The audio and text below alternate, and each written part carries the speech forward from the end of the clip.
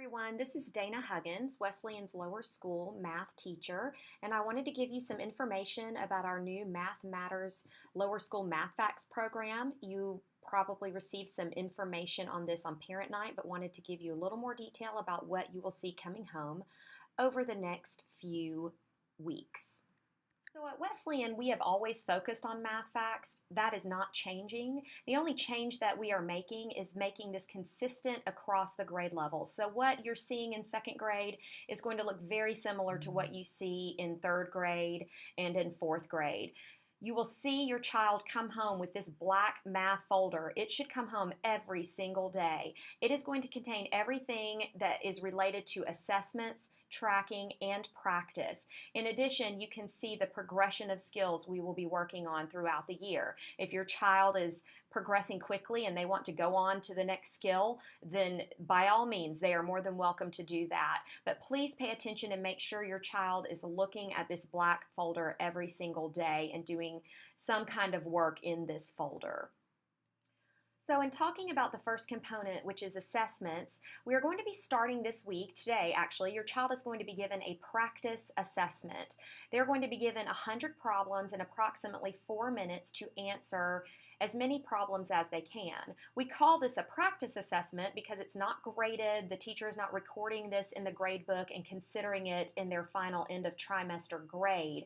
But this is a starting point that is going to help you as you track your child's progress and determine what your child needs to practice over the course of the trimester.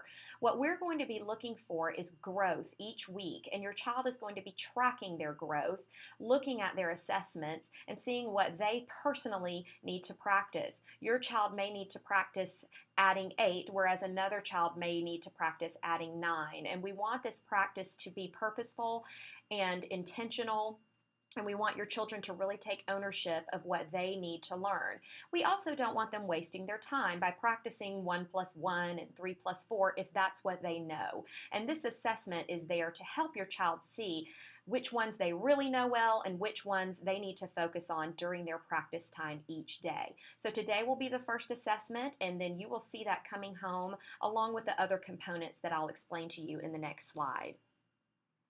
So the next component in the program is the tracking component. And in your child's folder, you're going to see a graph that looks like this.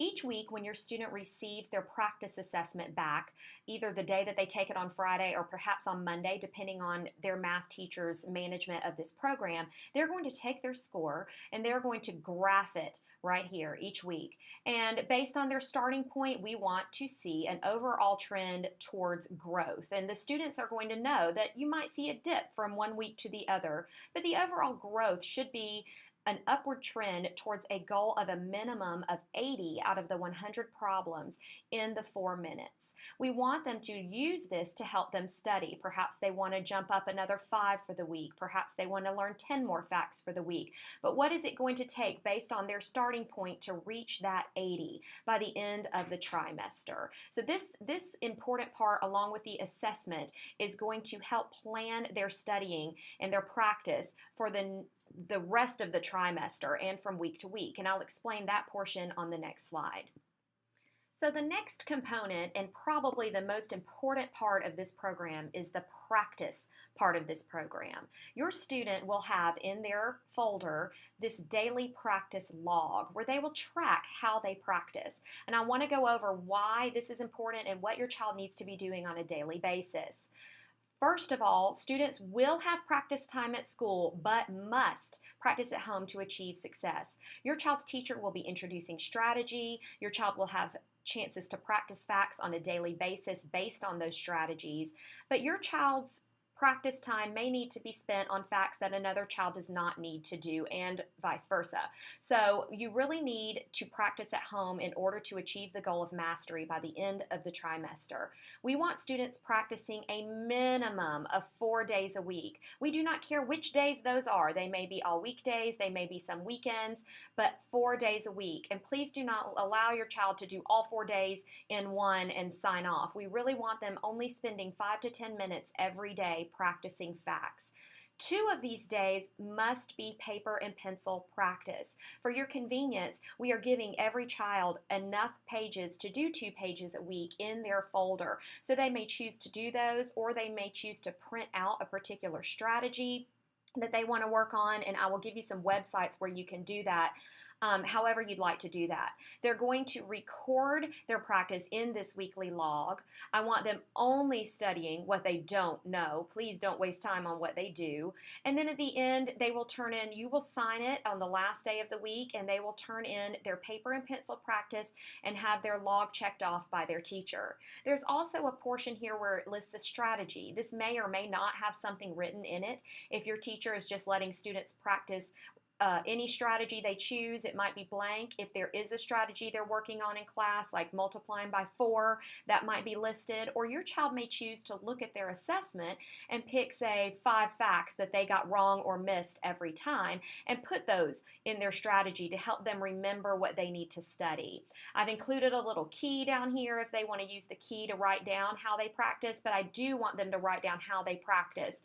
If it was paper and pencil on day 1 and day 3, they can record it there. If it was an online game on day 2, or I printed out a game and played it with my brother or sister on day 4, I want them using some sort of key, whether it's this one provided or one they've made up, to show us how they were actually practicing. So this part of the program should be very individualized, and we want your kids to be responsible for getting this out daily and doing this daily just like they need to be reading every day. It needs to be part of just that daily homework routine. As we get to the end of the trimester, your child's teacher will start taking these assessments and grading them. In weeks 8, 9, and 10, we will take the grades from each of these sheets, and your teacher will average those grades, and that will account for 50% of your child's computation grade. Not their math concepts grade, but their math computation grade. The other 50% of that grade will come from untimed single-digit or multi-digit classwork grades, whatever your teacher is giving them with regards to computation.